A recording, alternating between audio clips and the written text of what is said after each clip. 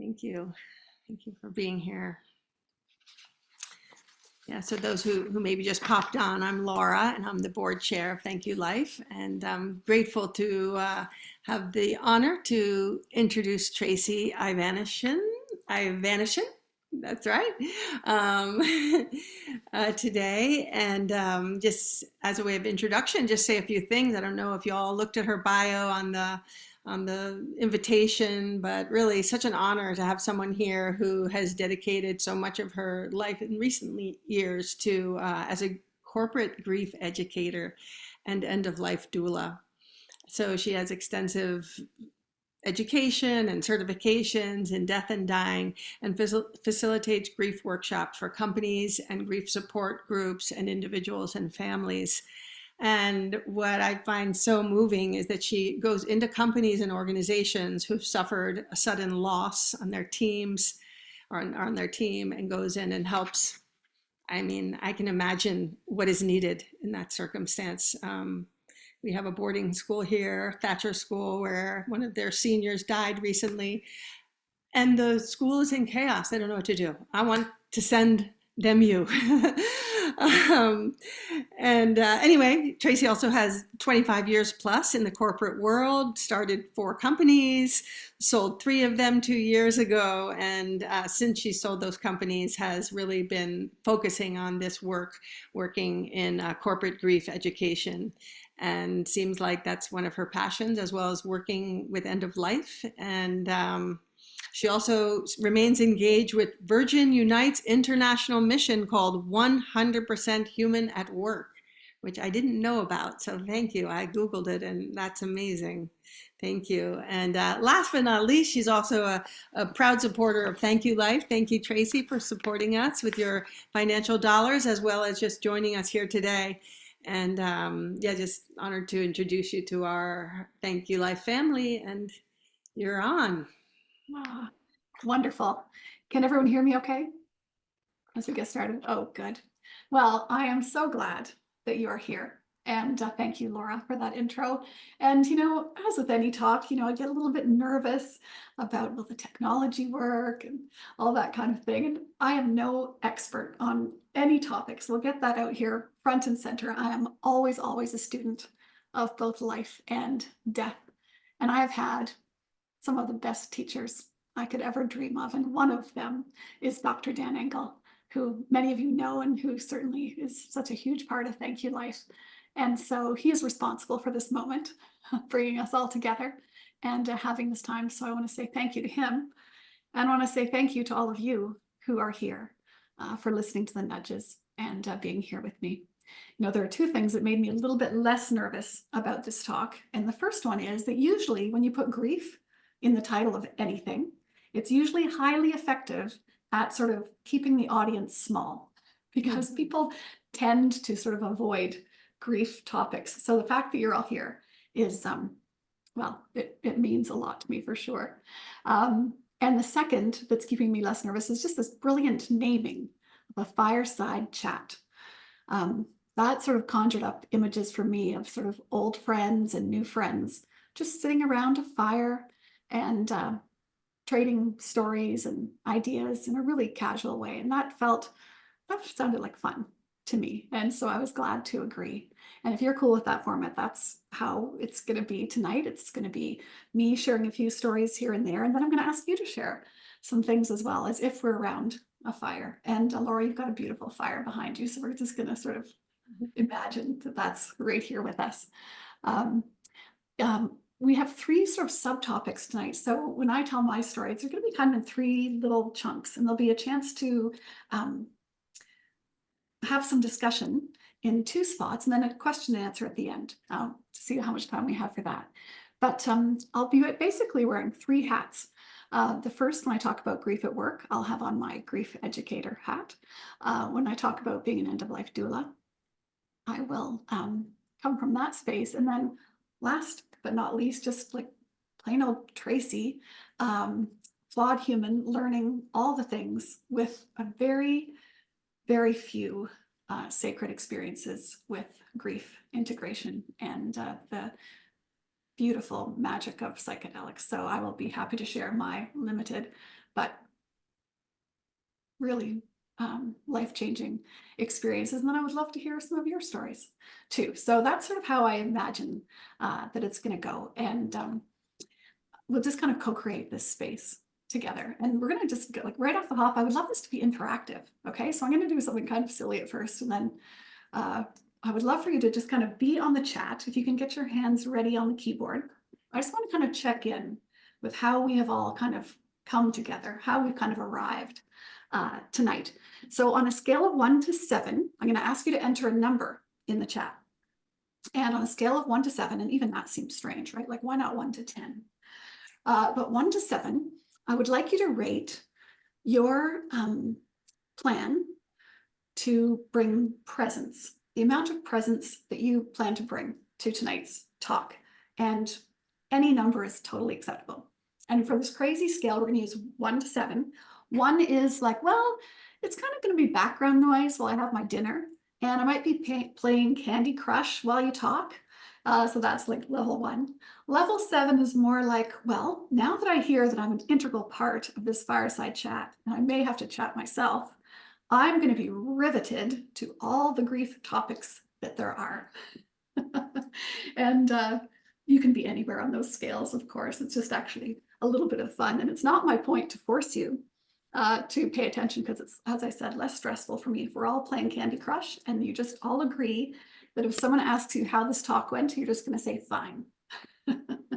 But you've got the numbers here. We'll see. Ooh, that's wonderful. Thank you for that. And I'm going to be thinking about, is there something I could do to kind of just turn the dial up a little wee bit for myself on my presence? I'm going to, Laura and Meredith and Kevin, I'm going to agree to show up as an 8, because I'm sort of leading this. And the way I'm going to sort of dial it up a notch is I'm going to turn this off. And so I can be totally present. So if there's anything that you want to do to dial up your presence, please feel free. And I'm loving the words in the chat. Thank you. Thank you. And then this one's a little bit more serious. And again, it's sort of just kind of getting a sense of how we're all showing up. Again, we're going to use a 1 to 7 scale. And what I would like you to do is think about, how does the word grief feel when you hold it in your attention in this moment? So how does the word grief kind of feel as you hold it in your attention? And the scale is going to be 1, like really heavy. The word grief, based on everything that's happening in my life right now, is really heavy. And 7 is, I've known grief for a long time, and it's like an old treasured friend on the path. So if you could enter a number regarding grief and how it just feels in your attention right now, from 1 to 7, knowing every number on the scale is perfect. And I can go from 1 to 7, 2 minutes flat. And so any number will be great. And I can see, yeah, I expect a big variation here. Wonderful. Thank you. Thank you so much for that. I really, really appreciate it. And lastly, it is your fireside chat too. So Ronnie has put together a quick little poll so we can find out, of the 3 topics that I'm scheduled to talk about, which of these 3 would you like me to spend the most amount of time on? And I'm going to do my best to customize it for you. So Ronnie, we'll put up the poll, and you just have to click on one of the 3 topics. We've got a good grief at work, so how we support grief in the workplace. We've got end-of-life doula, the role, and a bit more about that. And then the last part is just integrating grief through a variety of ways and means. And, great. So we can just actually, rather than poll, we can just answer in the chat. That is awesome. We are flexible. Just let us know and we'll kind of see. So yeah, 3, 3, 2, 3, 3, 3. Okay, fantastic. All right, well, then what that tells me is that grief at work, I understand, it's not always that riveting. I understand. So I'm going to try and keep that a little bit shorter, and then we'll have more time for the other 2. Thank you so much. Thanks for helping me kind of co-create and customize this for you. I really love that. So first, grief work. It's really come full circle in my career and in my life right now, and it is sort of my heart of hearts interest. It was my first position after university that I really felt like in the flow and really proud of. I had a few other roles, as everyone does when they first graduate, and I loved those too. But my very first one that I really loved the most, I was um, a medical social worker in a small hospital, little town in Canada. And I think I was like 25 years old, and I really didn't know much about life. But I found myself sitting in a room with this young mother, and she had two young children and a husband, and she had terminal disease. And she was going to be on the earth for about another 2 weeks, but we didn't know that at the time. And, as I was in that room and, sitting with that family, of course, I was big feeling of sadness. And I was just kind of nudged. I was thinking about this mom and these young children. One was kind of up on the bed with her. And I thought, I wonder if she's worried if they'll remember her because they're so young. And I just got this little nudge to sort of ask her when we had a quiet moment about like a little legacy project. And, back in those days, I'm going to date myself, but there was no technology. We had zero phones, not even flip phones back then. There were probably voice recorders somewhere, but I didn't have one. And so we sat down and, I just quietly said to her, is there anything that you wish you could leave as a little note for your kids that, when they got older, like let's say 10 or 12, that they might understand? Are there any stories that you wish you could share with them? And she got really quiet and she said, yeah, I wish I could. And I said, well, we could start just by writing a letter or, jotting down some stories if you like. And she said, well, I'm pretty tired. I don't know if I could do it. And I said, well, I could be the pen and paper and you could just be the words, and we could do it just in small little bunches, when you felt like you had enough energy. And if you don't love it, we could stop doing it. Or if you do love it, we could keep going. And she said, I would love that. And, the lifelong lesson that I learned in that moment was just this palpable shift in the energy in the room. Because prior to that, I would say I would describe it as kind of like a hopeless kind of a waiting. They had come from home to the hospital and it was understood she would die there. So it was this kind of hopeless waiting kind of feeling. And then this idea came that she could leave something, a story. It sort of shifted. I could feel this energy kind of shift into this soul-filled giving mode.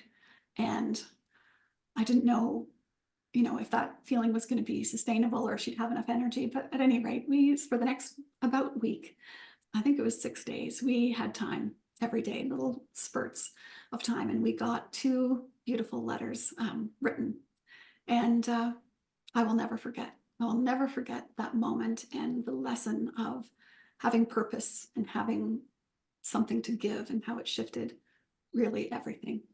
And that career evolved, over time. I kind of moved up the ladder, and then I took this 25-year detour into a corporate role. And, a lot changed, but I would say that, my love of people and my love of seeing how people can change when you nurture meaning, it really kept my attention for a very long time.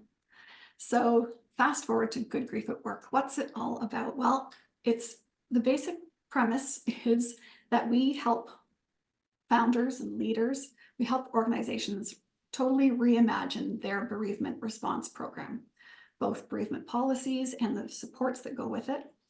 And this sort of came about as a result of like a personal deficit that I had early in my career in the corporate setting. I could feel as a really young and learning manager that I had this sort of, I don't know, I had this feeling like I should have all the answers. I didn't know back then that that wasn't really my job. I had this feeling like I should fix everything. And I also had this fear of not knowing the answer. And when I had that fear kind of creep up, I would avoid.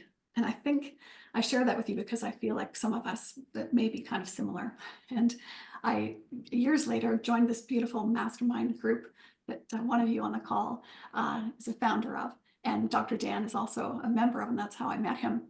And it was a group of all these beautiful, successful businesses and just the most lovely heart-centered, intelligent owners. And I just got to know sort of, well, how do other businesses do things? And I just noticed there was this trait that seemed like it was kind of similar. And it was basically that we were all really, really good at starting things. We were all really good at beginnings. In the workplace, it would look like first days. We were great at celebrating those, or promotions, or someone's wedding, or someone having a baby. We were just awesome at celebrating those. And it's really important that we do that, of course, because it bonds us, and these are important things. I noticed that, well, for me at least, I was just kind of like okay at the middles.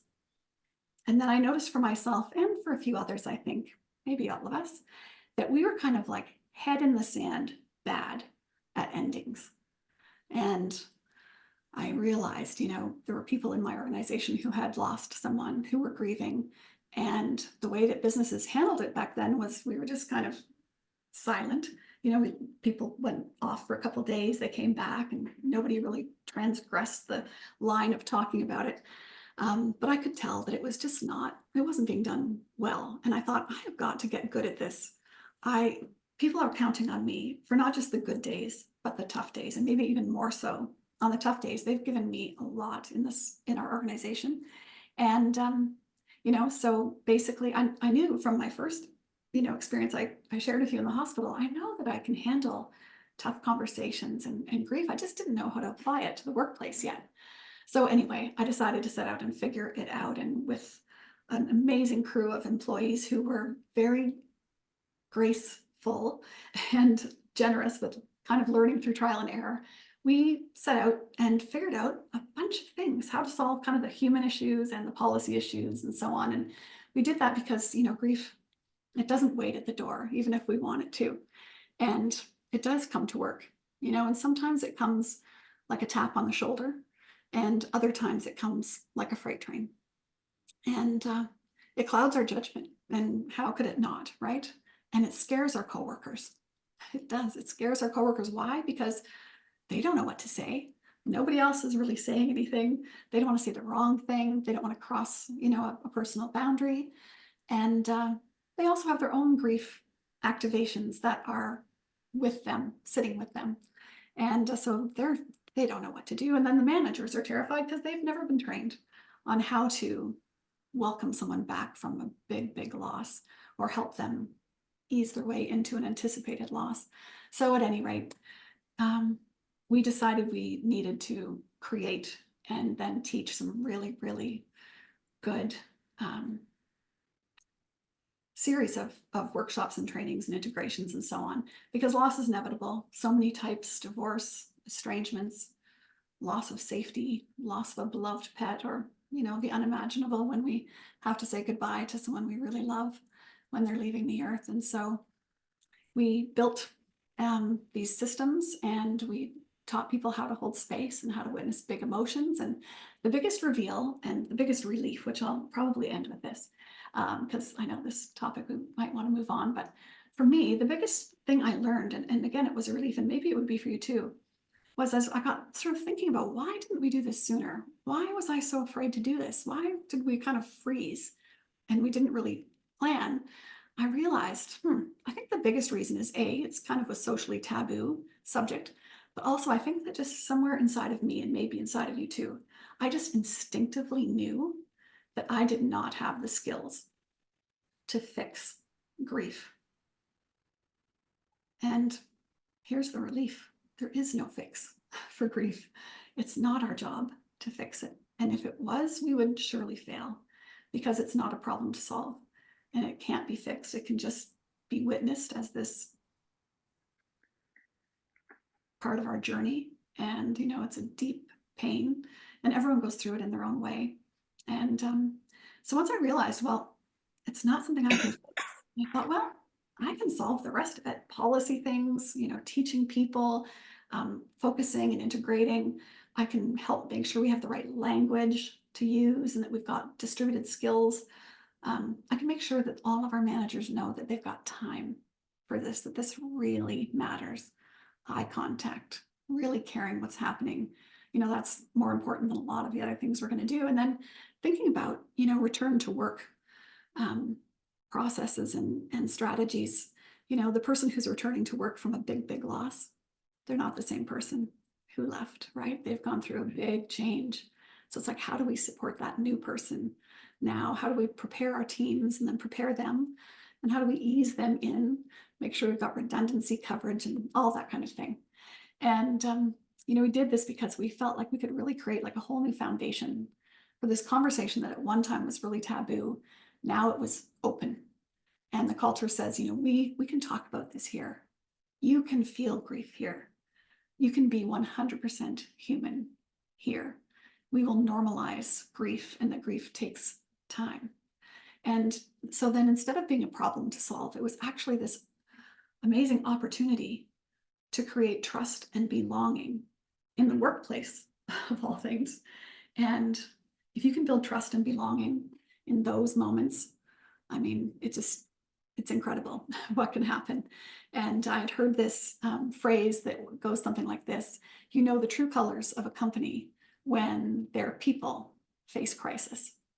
And I decided that I wanted our true colors to be something I could be really proud of.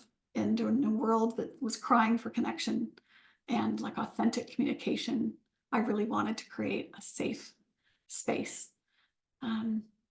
So we did. And there's tons of stats that show why it's a prudent thing to do for businesses. And I've got slides and things, but you wouldn't have slides at a fireside chat. So I can show you those later if you like. But bottom line, the outcomes for an organization, first of all, as a leader or any employee who's lucky enough to work there, it's just the right thing to do. But on top of that, it increases productivity, it increases employee retention, it makes you much more attractive to employees, and then it's just really part of your whole employer brand. So it's important to get good at this. And I'm glad that I had the opportunity, and thank you for letting me share about it in this time that we have. We've got these 3 topics, so I'm going to move us along fairly quickly, but I did want to just say, this is your turn in this fireside chat. Maybe just think for a minute about a time where grief came to work for you, you know, where you had a big loss and it impacted you, of course, as it does. And you brought it to work and you tried to hold it together and you did the best job you could. But just think for a minute about what was one thing that the organization did well. And maybe what's one thing that if they'd had better training, they could have done better. So as you're thinking about that, if there's anybody who feels like just raising their hand and coming off mute and just kind of sharing one instance that you can think of, just join our chat here. Is there anybody who wants to share? Oh, awesome. Patrice, oh, I'd love to hear from you. Hi, thank you. Hi, everybody. So shall I share the instant or what happened at work and how they dealt with it? Whatever you feel comfortable. The second half for sure, and then whatever you feel comfortable. Okay. In September 18th, 2018, here in DC, one of my friends, Wendy Martinez, was running. And I apologize if you can hear snoring. It's my dog who wants to be in my lap right now. But she was running and unfortunately encountered someone who was having a psychological break. And he thought she was a dinosaur and attacked her with a knife that he had stolen from the supermarket. She was the chief of staff of a company called Fiscal Note, and they're a pretty big deal globally and big deal here in DC. So it was all over the news. My tendency was to keep it inside and keep it quiet, but I couldn't. I didn't have a choice. And at the time, I was doing work on social impact and strategy and social investment, community engagement. And so I decided finally that I wasn't going to keep it inside because I couldn't. And I went to my boss directly and I said, I have no idea how to function. So can I just have some space to figure it out? And it evolved into me leaving early twice a week to go do group therapy.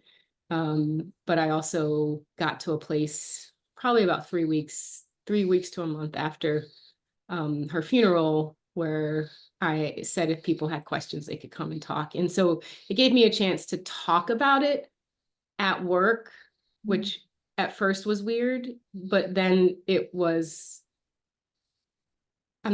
didn't feel good, but it was life. And because I think I went to my boss early and said, I don't know how to handle this. Can I just have some space? And he agreed. I think that helped. I know it helped because that was the feedback I got from colleagues. How brave, Patrice. What a pioneering stance to take. And how brave to be able to say, you need this time, and then, to be able to open the conversation as, a colleague. These conversations aren't easy to open when they're so taboo. My goodness, what a pioneering role you have played. 2018. I mean, there's a lot of time has passed, and that's Yeah. beautiful done. Yeah. So nice to hear. One more. Does anybody else have a share? If not, we'll go ahead, and we can save some Q&A for the end as well, if you like. All right. Well, thank you, Patrice. I really loved hearing that. Next, I'm going to talk about just the role of the end-of-life doula. And some of you, this may be a term you've either heard or maybe not heard. I see some of my wonderful end-of-life doula friends also on the call, and I thank you. I'm so glad you're here. And, really the overall role of the end-of-life doula is really to change the conversation and change the experience of death. And that's no small feat. And it's part of a big continuum in a death positive movement. And, just like a midwife for birth sort of guides a soul onto the earth, an end-of-life doula or death doula or end-of-life midwife, lots of different terms.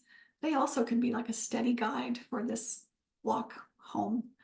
And, it's the same model as a birth midwife. It's not a medical role. It's a non-medical role that's supplemental to medical folks and the hospice team. And I think it's a beautiful role because we have a lot more time and we can watch kind of dynamics happening in a family, and we can ask questions and just meet families and clients kind of where they are in this journey. So I think it's very sacred. And as I've watched families and individuals go through, various types of endings, I have this belief that, death does not have to be soul wrenching.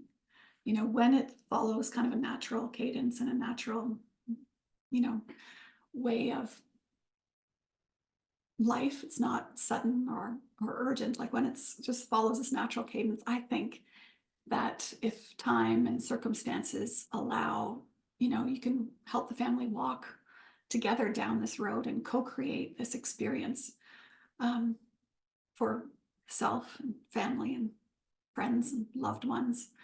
And, in a world that values youth and vitality and biohacking and living to 125, death can be seen as a failure to care for ourselves, or a failure to outrun a disease, or a failure to win a battle. You hear this kind of language, and we can become seekers of cures and hacks and distract ourselves from the journey. And there are time for all of those things, cures and hacks, and I have time for all of it. And I also have seen families where they know the time is right to just focus on where they are. And I think it can be quite beautiful. End-of-life doulas can help with so many things. And just to explain it quickly, I sort of see it as having like two arms. One is sort of like the logistical details, right? All the documents that need to be updated and signed, and where are they? Where are the passwords kept? Where are the keys? What are the advanced directives? Does everybody know the plan? All of those kinds of things. And I have some amazing doula friends who are so good at these details and that arm. And you probably are guessing I love the other arm a lot, which I think is, more to do with kind of the communication and kind of like getting into like, where are people at and what are they thinking, and do they need help processing anything on this journey? So my favorite things to do are to talk with clients about death mythology. And basically that's like, what are their experiences with death? What was the first experience they ever had? And what did that What story did they tell themselves about that? At what age?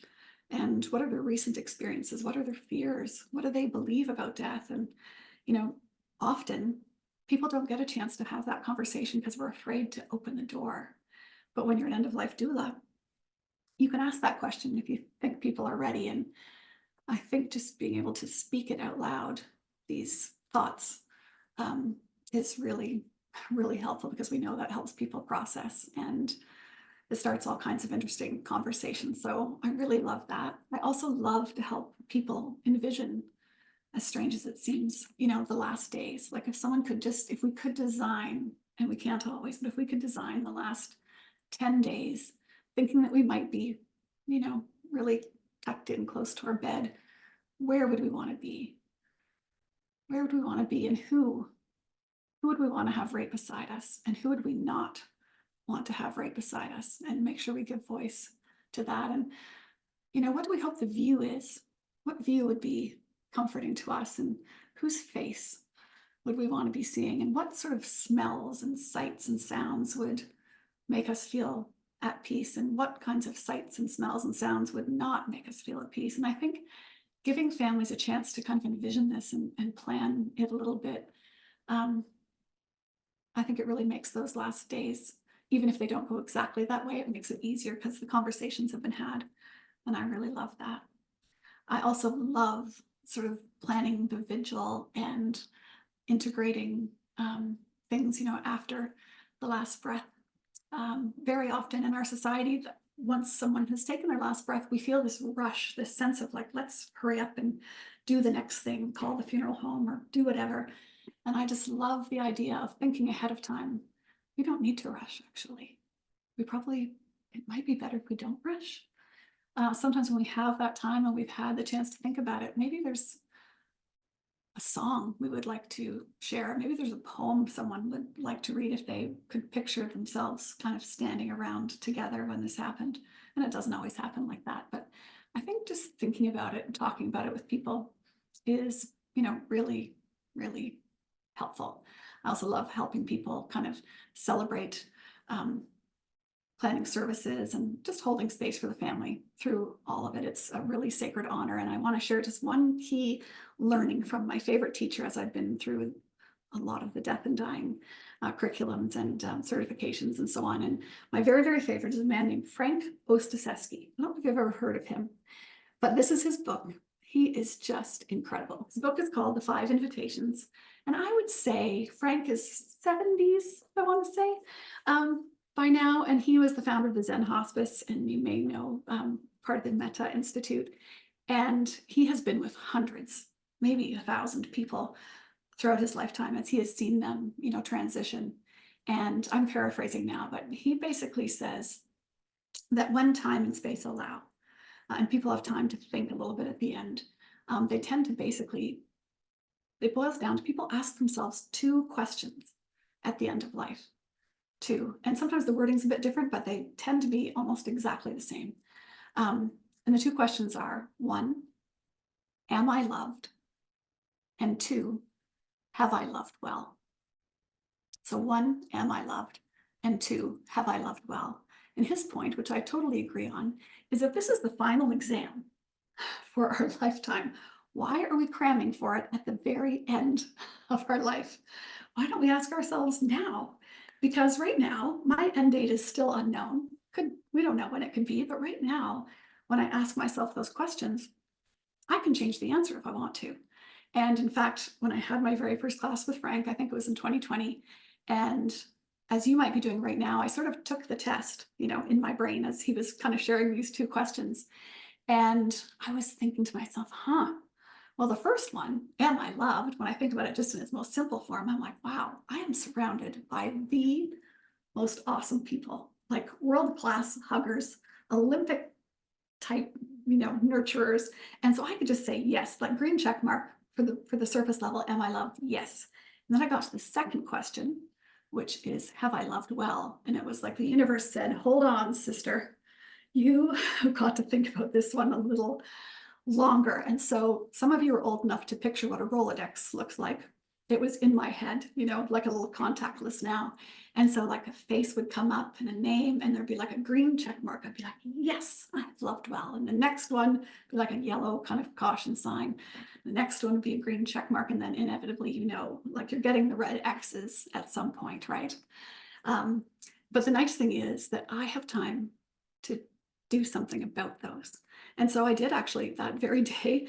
I got in my car and I called my first husband. And we had been divorced for about 25 years. And we had 2 daughters together who are moms now. And both of us are remarried and quite happy. But I called him and I said, I have something to share with you. Like, I just decided to be brave right in this moment. And I'm sure he was thinking, like, why is she calling me? This is out of the blue. But I said, I've got something I want to share with you. I said, I realize now I could have loved you better. I said, sorry. I said, I was young and so immature, and I made some mistakes prioritizing motherhood over being a great wife. And I think I had this feeling like I just wanted this Best Mom of the Year award because I had won a Best Mom. I think I wanted that too. And I think I neglected, being a wife, for that age and stage of my life. And this was in my 20s. And, we're both very happy now, but I was really glad to be able to say that to him, and it was well received. But the better part of it even was that I drove home to my now husband of 20 years, and I decided I was never going to make him feel neglected again, and that when he is at the end of his life, if he asks, am I loved? Or if I ask, have I loved well, I'm going to get the answer that I want. And so those 2 questions, they changed my life. And I share them with you because maybe they could change yours too. I love that we can let death teach us how to live. And I think that's what I love the most about the end of life doula role. And here we are, home stretch. Home stretch. Does anybody need to get up and move around or move your body? We're almost done. This is the topic that I think most of you wanted to chat about. And this is just, my hat is just Tracey. And it's about grief integration. And then at the end of this, I'm going to invite you to share your story as well. And there's some little breadcrumbs in this story. If you think, why is she sharing that detail? It'll come clear to you. When we're learning to say goodbye, and I'm watching people as a doula, sometimes it's messy, sometimes it's less complicated, and it's always hard. It's always hard because you're saying goodbye to a person that you love in most cases. And you're also saying goodbye to all the future plans that you had, all the ways you saw each other together. And then you're saying goodbye to reconciliations, if you were hoping for one. You're saying goodbye to forgiveness, if you were hoping to give or receive it. And you're saying goodbye to identities. And these are big, big shifts.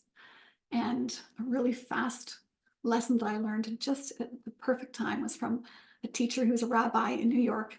And he had this woman in his community who was really in deep, deep grief. And she had said goodbye to her mother about 2 years before. And, our society tells you like 2 years later, like you should be over it by now. And she was still coming to see the rabbi and, feeling really distressed. And one day she asked him in despair, she said, Rabbi, when is this going to stop? Like, how long am I going to grieve her? And he paused for a minute and he said, well, how long did you love her? And she paused and she said, forever. And he said, yeah, that's the answer. You're going to grieve her forever. And, if that's the case, and I believe that's probably true, I know that it changes. It doesn't always stay as heavy as it felt for her that day. The texture of it changes and the grip that it has on you changes and the heaviness changes. But if it's going to be with us forever, well, why not try to befriend it? And as I said, this learning came at the perfect time because my mom was diagnosed with lung cancer. And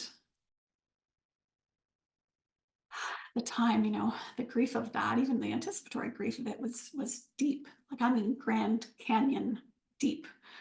We were so close. And she used to say to my sister and I both, you are my heart beating outside my chest. And she was just such a beautiful soul and just made life so amazing. And with lung cancer, we had a whole year to say goodbye. We didn't know that, of course, at the time, but it was an interesting year. I just got all these nudges as this year went on about places we should go and things we should do and conversations we should have and truths we should tell and videos we should make and all of these things. It was honestly, it was the best year and the hardest year that I can think of. And right near the very end, and here's where these little breadcrumbs come, right near the very end, she said to me one day, she said, Trace, how are you going to go back to your real life? I mean, you've been here almost every day and every night. How are you going to go back to your real life when I'm gone? And we had agreed to tell each other the truth, even if it was hard. So I really thought about it before I answered. And somehow what I came up with was, you know what, Mom? I've never even taken a breath without you on this earth. So I don't honestly know how I will do it. I know that I will. I have a very compelling life and you made me strong. So I promise you I will do it. But again, I've never taken a breath on this earth without you. So I can't tell you I know how. And fast forward almost 2 years, still some dark days.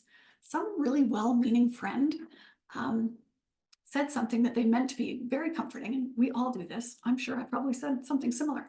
But they said to me, you know what? She'll always be with you. You'll feel her right beside you. She will never leave. She's always right there. And instead of being comforting, it actually taunted me a little bit because for some reason I could not feel her. I mean, I could call up beautiful memories and I could get like a little emotional rush. And at least once a day, I would see 11:11 on the clock. And that would remind me, someone told me that's kind of a sign that, you know, your person is thinking about you. So I kind of like took it to heart. I love to see this 11:11. So I had all these kind of rituals that happened, but I could not feel her. And I felt so broken. I thought, we were so close and I'm such a deeply feeling person. What is wrong with me? Like, am I broken or what's happening? Am I damaged? I just felt confused and deflated until the day that I met Dr. Dan Engel. And I was invited by someone on this call who I love to a very sacred gathering. And it just unfolded beyond my wildest imagination. I had the most poignant integration with grief that I ever could have imagined. And I think I was like the least likely candidate for this kind of work. My kids would say I was kind of buckled up and I did kind of resist it a bit until I didn't. And if you have resistance as you're listening to this about, you know, psychedelics, it feels like something that's unknown or maybe not in your wheelhouse. I would say, you know, don't worry about that. There's so many ways to access wisdom and downloads and, you know, other levels of consciousness. And this book, Breath, is a really good resource by James Nestor. And thank you, Eileen, for that recommendation, because it's such a beautiful resource for other ways that you can access the wisdom. So maybe as I tell this brief little story about how I was given the gift of befriending grief, you could imagine whatever tool you wish, whatever tool feels most comfortable to you. But I'll tell you this brief story. As I was preparing for this beautiful ceremony with some really special people, a small group, we were setting intentions, and I was calling in gentleness. Gentleness for the way I felt inside, gentleness for the way I was speaking to myself, and gentleness for my grieving. And I remember, and maybe you remember now, this is the breadcrumb. My mom asked me how I was going to get back to my regular life. And I had said to her, I haven't even taken a breath on this earth without you. Well, interestingly enough, during the opening circle, there's this beautiful, another facilitator, this beautiful woman. I can see her in my mind's eye right now. And she was also guiding a small group of us. And she said, you know, if it's a first experience for you, if there's any time that you feel like you need grounding, just know that you can always come home to your breath. Those were her exact words. And I can picture her. She planted something so beautiful in my mind. and it unlocked something really special a little bit later as we were moving through just the most beautiful experience of my life. With Dr. Dan by my side, mask on, beautiful playlist, private space. And occasionally, he would sort of come and check in as the other facilitators would do. And there was sort of this agreement that if you were really deep in some beautiful spot, you could kind of give like a little pause motion so you could stay with it. And in fact, this happened. I was in this beautiful, blissful moment. And I could feel his presence come. So I did something very confusing. I did a combination of the pause sign. And at the same time, I pulled my mask down and I asked this question. I said, Dan, is it 11:11 a.m.? And he checked his watch and he said, it's exactly 11:11 a.m. And if I didn't have voice notes, I wouldn't believe it. But at any rate, I said, I knew it. I knew it. She's here. She's right here. And God's here too. And I'm going back in. And here I was, and in that space, and this was my truth in that moment. In that space, my mom was completely there. She was weaving gentleness with this loom, this beautiful indigo and violet sort of silk thread, weaving this gentleness right into my soul. And she said, I have an infinite amount of gentleness now, and I will share it with you happily. And she said, Tracey, I've been here all along. You were just so heavy with the grief. It was hard for you to feel me. But, my vibrations kept getting higher in these upper realms, and yours were kind of locked down with this grief. And she said, I'm so grateful that you found the vibration in this gift of medicine and music and experience. Thank you for trusting the person that invited you. And I have to say, it was quite a moment. And in my experience, God was there too. And God said in that very moment, your mom and I gave you breath. That you can always come home to. Each time you take an intentional breath, it is proof that we are one.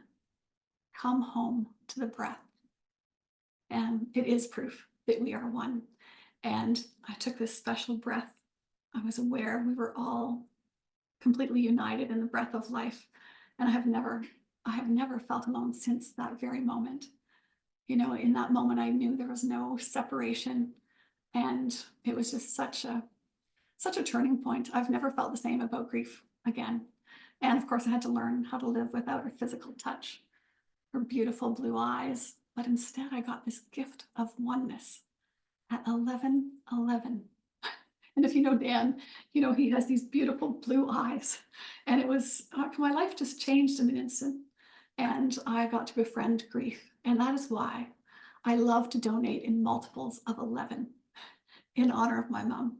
I just love it. And when I made my first donation like that to Thank You Life with a bunch of 11s in it, I think it definitely raised some curiosity. I think it was Meredith reached out with this email and said thank you and said, I'm interested to know about this number, and was really kind. And then a couple more with 11s. I think I got an email from Kevin, and he said, Meredith and I would love to get on a Zoom call and meet you. This is intriguing. And so all of that led to today. So here we are having this conversation. And this week, in my mom's honor, because May has Mother's Day in it, and because May is also the month that she took her last breath on Earth 7 years ago, I donated a bunch of 11s, and my sister did too. And we feel really good about that. And mostly because I just imagine, what would my life be like if I had never had that experience? If that special person had never invited me, if I'd never met Dan, or if I'd never found the freedom that I needed. And there are so many people that need freedom for whatever it is that they're going through. And so if you have a special number or someone who nudges you, I encourage you to, because more and more good things can happen as Thank You Life does this beautiful work that they do. So that's the end of my fireside story about this, but I would love us to access the wisdom of the group. How are we doing for time? Do we have time to sort of go into breakout? rooms, do we think? Yeah, okay, good. Yeah, All we right, do. well, what I would love is Ronnie, I think, is going to put us into breakout rooms of 3 people. And what I would love you to do, because it's your fireside chat and your story is really important too. And if we were at a real fireside chat, I would be sure that you talked more than me. So this is awkward for me, but now it's your turn and there's so much learning for us. So here's the prompt. So the person with the longest hair is going to go first. Okay. And all you need to do is just talk about this. What is something special that you have learned about life, death, or grief while accessing some form of wisdom in whatever way you do that? What's something that you've learned about life, death, or grief? So the person with the longest hair, you're going to go first as we get into these breakout rooms, and you're going to share your stories. I think we're going to have 12 minutes. Okay, and then Ronnie's going to bring us back. And then I would love 2 people to share. If you've got something that you would love to share, it would just make this fireside chat so good. And I have one very short little snippet I would love to share as an ending. So feel free. Ronnie's going to put the prompt in your room. And so just go and share a beautiful story, a love story. And we'll see you back here in 12 minutes. People are being transported as we speak. Welcome back. Welcome back. I hope that your small fireside chat was enjoyable. Thank you for being part of it. I would love it if 1 or 2 people felt like kind of sharing something that you heard, either something that you have experienced yourself or something that you heard in your fireside chat that you think it would be wonderful to hear. Oh, good. Yes. Helen, Nita? Yeah. Hello, everybody. Thank you so much for being here. This has been a beautiful experience and one that I definitely needed. In our breakout group, we had a few shared experiences, and then right at the very end, one of our people, Fiona, didn't get to really share, but what she shared, I think, is really, really valuable, and that's that grief doesn't always mean that you've lost somebody or that it's an actual death. It's also, a love that you never had, whether that's a parent that left or a broken relationship with like family of origin. And I think that the grief that mirrors is the same, whether they're never here or they're, whether you never experience the love from them, you still feel this infinite void and depth of pain that happens in our body. And something that I shared, the shared experience is when loss happens at such a young age, like I, thanks to plant medicine, I was able to process the loss of my best friend who killed herself when I was 19. And I didn't, you go through the motions you talked about, like you go through the motions of, I went to the funeral. It was the first dead body that I'd ever seen. So I learned the hard way what a wake is. And, you go through the motions of grieving and crying and commiserating with friends and talking to your parents, but you don't realize what happens on a subconscious level in our body that protects ourselves from feeling that level of depth of pain again. And that, our brains are still not developed at 19. And so we have these like protective measures that subconsciously happen. And it wasn't until I was in ceremony and I told my group this, that like, I realized, I looked at my husband because he could tell I was struggling. And I looked at him and he just goes, "What are you noticing?" And I said, and I cry every time I say this, I said, "I don't know how to let you love me." And the reality of that was I didn't know how to love myself. I didn't know how to let his love in and my love out. And I have 3 children, so I wasn't letting their love in and my love out because my heart had just gone to protect myself from feeling that kind of a love. Because when I did, I lost that person. And the burden of grief is really truly a burden of grief. And it takes a physical toll, it takes an emotional toll, it takes a mental toll. And doesn't end. So yeah, so it's really truly a burden of grief, but that you have to, you said befriend it, and I'm still learning how to trust, because it happens at such a young age. Your body gets so conditioned to holding on to the grief because that's what it did for so long. So I'm still learning how to befriend it. I'm still learning how to let it, to trust that the emotions are safe to be had. Yeah.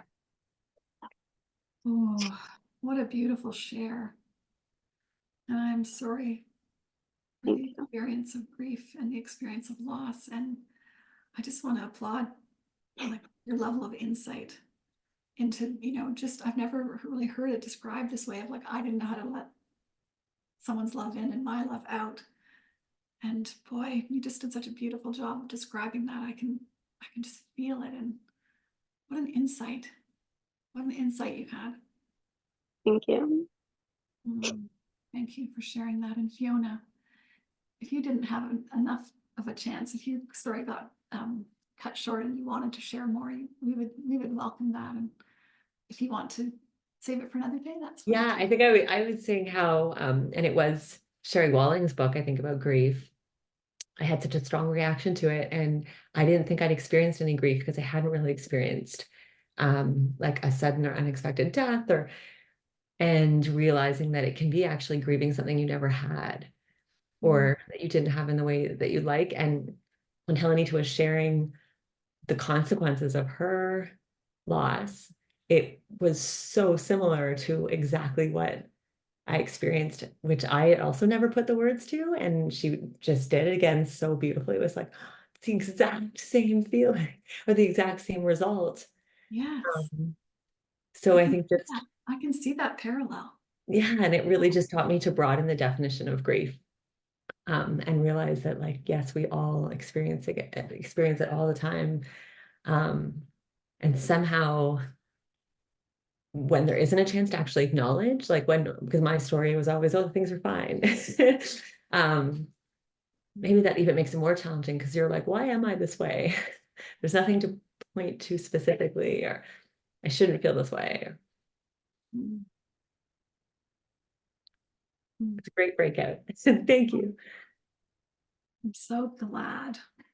Thank you, all of you, for just being so present, being a 7 on the scale of presence, and for sharing your truths and these raw feelings and truths that we uncover. And then there's so many layers to things as well. Is there anyone else who wants to share quickly, or shall I?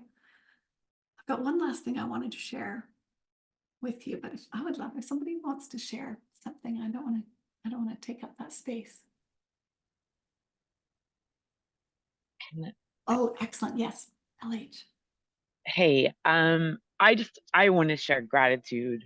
That's the only way I've really gotten through all of this. And one of the members of our group talked about, it's like talked about that gratitude, right? No matter where you are in life, that I have to do gratitudes every day to get through all of this, for better, for worse, all of it. And the stories are so beautiful. I didn't know anything like this ever existed, and I so wish that I had had it 12 years ago, when I was dealing with the crux of this. And I'm just grateful. I'm grateful. Everybody's story is different, uniquely different, but somehow that thread that runs through us, that humanity thread. So if anything, I just want to say the gratitudes, and even in death, I'm still grateful for the people that I lost. I'm grateful for the lessons. I'm grateful for the strength that I've gotten from these very trying times. And it's a beautiful thing, even through the sadness. It has its own beauty. So thank you. Thank you. And thank you for bringing us full circle to the gratitudes. And, when we have deep hurts, the ability to come back to the gratitudes is pretty special. Thank you for bringing us back there.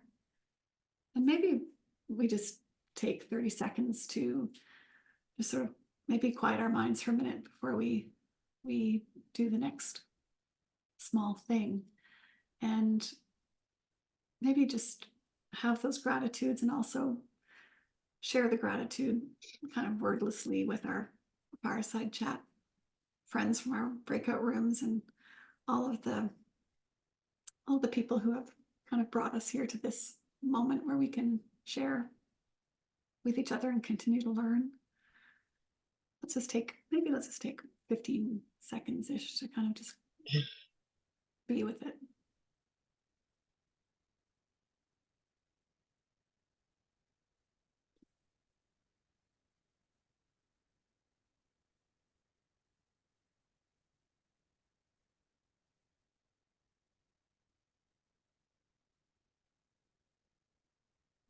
I'm back. I would love to share just one little snippet of a poem that just feels so true to me and has been such a comfort to me. It's written by the poet laureate for Colorado, Andrea Gibson. I don't know if anybody has heard of them. How many of you know this poet and the truths that they speak? They are currently facing terminal cancer and the reality that their life is coming to an end. And this poem was written after their grandma Faye transitioned just last December. And the title is A Love Letter from the Afterlife. And I'll just read a little snippet. And then we'll put it in the chat for you too. It's just one potential truth. So, love letter from the afterlife. My love, I was so wrong. Dying is the opposite of leaving. When I left my body, I did not go away. That portal of light was not a portal to elsewhere, but a portal to here. I am more here than I ever was before. I am more with you than I ever could have imagined. So close, you look past me when wondering where I am. It's okay. I know that to be human is to be farsighted. But feel me now, walking the chambers of your heart, pressing my palms to the soft walls of your living. Why did no one tell us that to die is to be reincarnated in those we love while they are still alive? Ask me the altitude of heaven, and I will answer, how tall are you?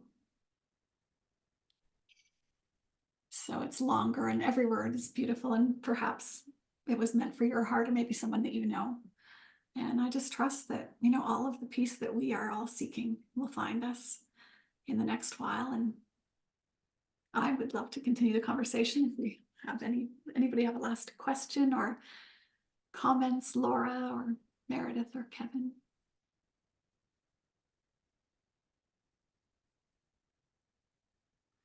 Any last comments or?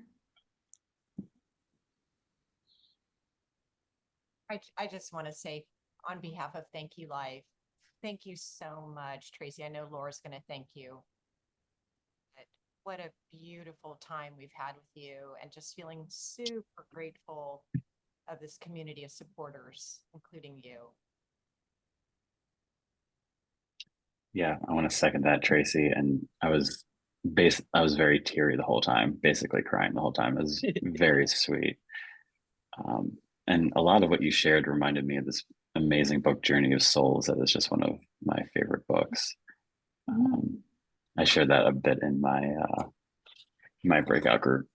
But yeah, we're so happy to have you and for you to bring our community through this event. So thanks. Well, thank you for letting me really take the fireside chat to its fullest. So it was very casual and I've loved the energy in the conversations. I so appreciate you.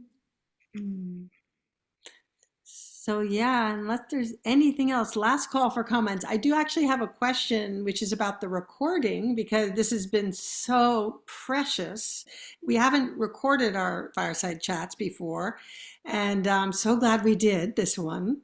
And I imagine it will be available in some form. And I don't know if Ronnie or Kevin have any words to say about that. If there's anybody who doesn't want to appear in it, let us know and we'll edit you out. But otherwise, I imagine it will be made available in some form quite soon. Is that true?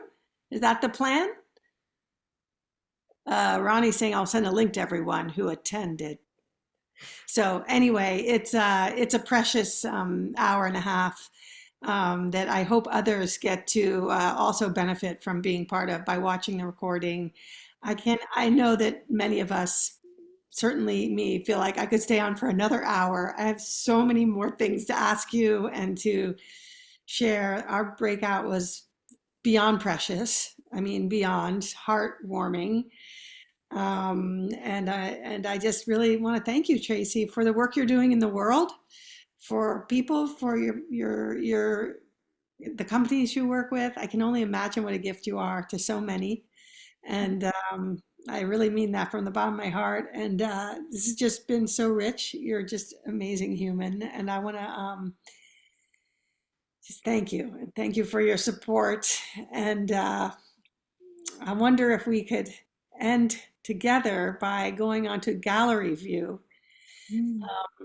So we can see each other again in the as a group as we began. Before I close, there was just one other thing I wanted to say, Tracey, and it was there was so much in this hour and a half that is so relevant to the work that many of us do in psychedelic field. And it was very beyond the stories of death and dying and all of the grief work. I feel it was super useful and rich and educational for me as a guide and as a participant in the medicine work. One of the things you said in the beginning was how people can change when you nurture meaning. And I feel like the psychedelic work is about nurturing meaning as well. And I love that you said that. It gives wind in my sails as a guide. And your question, am I loved and have I loved well? Those are two questions that I will take with me, and I'll get out my inner Rolodex. Well, I love that. I'm going to put my email address in the chat because if anyone wants to continue this conversation, I'm open to that for sure. And I just so honor, the time we've been able to have. And there's probably some questions that we didn't get to. And if anybody feels like, I'd be happy to continue the conversation. I feel so honored to be here and just see and feel the work that you're doing. And again, like I would not be here in this moment without Dr. Dan Engel. I love him, and he has Hey, Dr. Dan. changed my life. And I just can't wait to see more, what's happening by the amazing work you're doing, all of you. Thank you, Life. I think there will be a follow-up email to everybody so we can make sure that everything gets in there. And someone asked about how to be more involved in the work of Thank You Life. Thank you, Helenita, for your interest. And I think there's some answers in your chat. ThankYouLife.org. Kevin at ThankYouLife.org. That's our executive director. Raise your hand, Kevin. And Meredith, our director of philanthropy. Say hi. She's an amazing one who does a lot of our fundraising, and Ronnie, who's doing the tech and does all things beautiful visually and techie for Thank You Life. Thank you, Ronnie, for holding this and figuring out how to do the chats and all. And Ronnie, could I ask this one request? Could you save the chat and also send it with the email? Because there may be some questions in there that people, or answers that people would love to access. So I know there's a way to save the chat and send it along, that would be great. I believe so. I will do my best. Thank you. Yeah, so I guess it's time to close. Maybe the theme of breath has been with us and uniting in our breath. I don't know how I intuited that was going to come up in your talk, but let's close with 3 breaths. How about that? And maybe we can add a gesture. Maybe put your hands on your hearts and just take a big breath in. Big breath out. Big breath in. Big breath out. And the last big breath. Knowing you are loved. Knowing you love well. And in your exhale, maybe open your arms and just send your last exhale out to all of us and to the world. We are united in the breath. Thank you. Thank you all for being here. Thank you. Come again. We'll see you next time. Thanks, Tracey.